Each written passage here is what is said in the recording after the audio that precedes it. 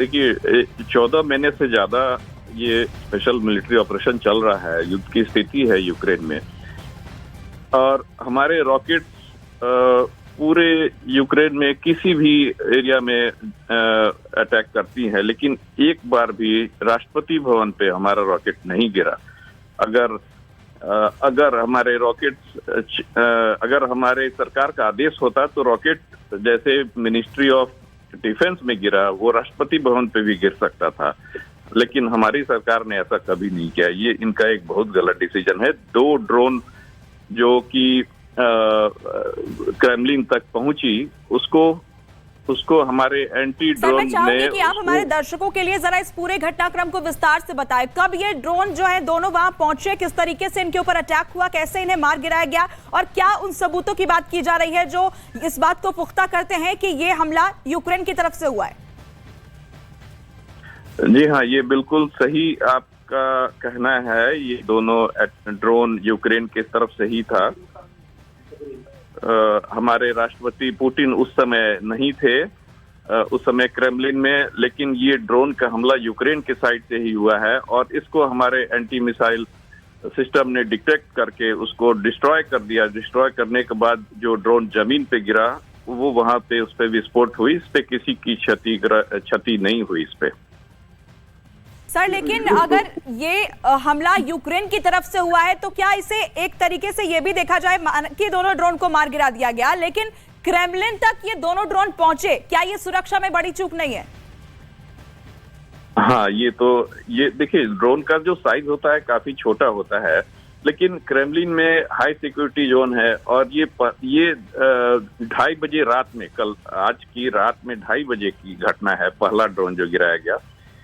तो लेकिन उसको तो हमारा एंटी मिसाइल सिस्टम तो डिटेक्ट कर ही लिया और ये तो सिस्टम काम कर ही रहा है। वो अपने मकसद पे कामयाब नहीं हो पाए ये ड्रोन जिन्होंने भेजा था। सर, दोनों ड्रोन के आने की टाइमिंग क्या थी, मार गिराए जाने की टाइमिंग क्या थी, अगर आप हमारे दर्शकों को बता सकें? 2:30 मिनट दोनों के डिफरेंस में 3 मिनट का डिफरेंस था। 2:30 रात में और दूसरा जो ड्रोन था 2:33 रात में गिराया गया दोनों को। सर, रूस की तरफ से ये बताया गया कि ये एक आतंकी हमला है, आरोप लगाया गया है यूक्रेन पर, और ये भी कहा गया है कि जवाबी कार्रवाई भी होगी। क्या यूक्रेन के बयान का इंतजार किया जाएगा? किस तरह की जवाबी कार्रवाई हो सकती है यूक्रेन ने, क्योंकि अभी तक कोई प्रतिक्रिया नहीं दी है? देखिए, जवाबी कार्रवाई तो इसकी होनी ही चाहिए मेरे ख्याल से, और क्या दिया जाएगा ये तो अब हमारे डिफेंस मिनिस्ट्री में डिसीजन होगा या राष्ट्रपति का डिसीजन होगा। हम नहीं बता सकते इस चीज पे, लेकिन जरूर कुछ न कुछ का जवाबी कार्रवाई की जाएगी। सर, ये भी जानना चाहेंगे कि अगर यूक्रेन इस बात से इनकार करता है अपने स्टेटमेंट में कि उसकी तरफ से ये अटैक नहीं किया गया है, उसके बाद रूस का क्या रुख होगा? правительственному кварталу в Киеве. Мы будем ударить? Открывает окно, открывает. देखिए, это плохой сигнал. ये बहुत बैड सिग्नल है, बुरे सिग्नल हैं। अब देखिए, अभी तक हमारे रशियन मिसाइल कभी प्रेसिडेंट हाउस पे हमला नहीं किया, और इसके बाद हम इस चीज की अब गारंटी नहीं दे सकते हैं कि अब हमारे रॉकेट यूक्रेन के राष्ट्रपति भवन पे नहीं गिरेंगे। इसकी गारंटी अब हम नहीं दे सकते। यानी यूक्रेन के साथ जो जंग चल रही है वो अपने और भी ज्यादा बुरे दौर में चली जाएगी? मेरे ख्याल से इसका जवाबी कार्रवाई तो उसी के लेवल का होना चाहिए जैसा उन्होंने हमारे साथ किया।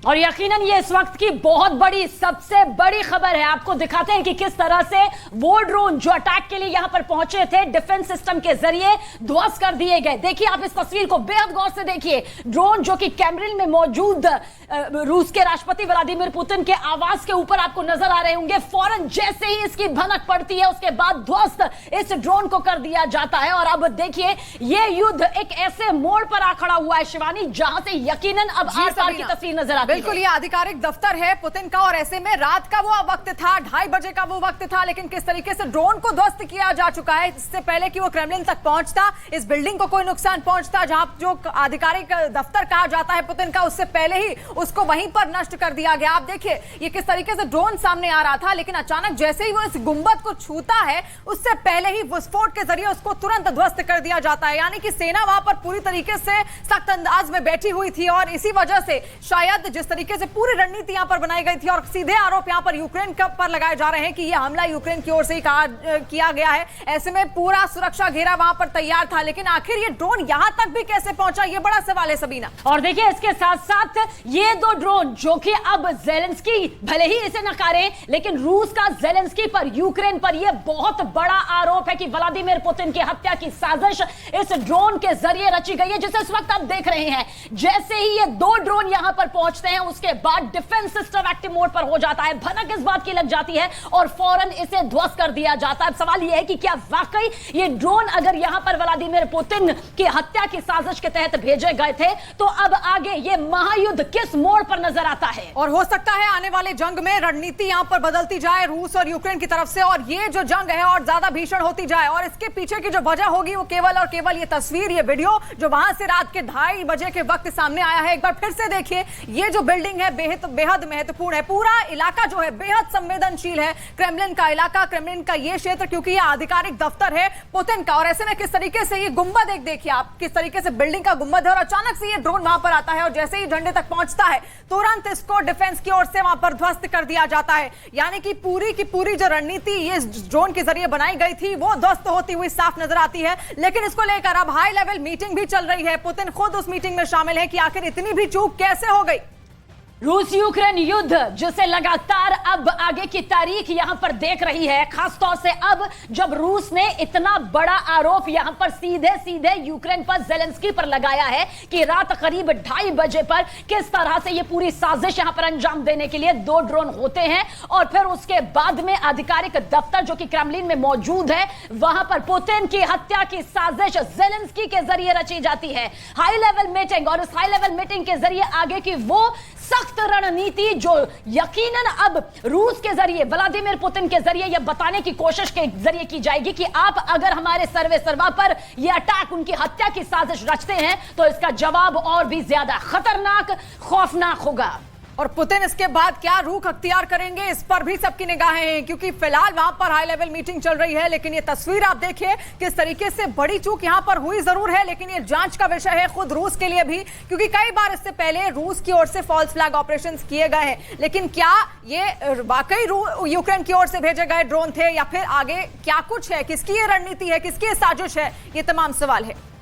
और हमारे सहयोगी जनक हमारे साथ बने हुए हैं। जनक, क्या कुछ कहा जा सकता है? बड़ी साजिश हुई है, इसमें कोई दो राय नहीं, कोई शक नहीं। रूसी राष्ट्रपति व्लादिमीर पुतिन की हत्या की यह बड़ी साजिश, अब इसके अंतर्राष्ट्रीय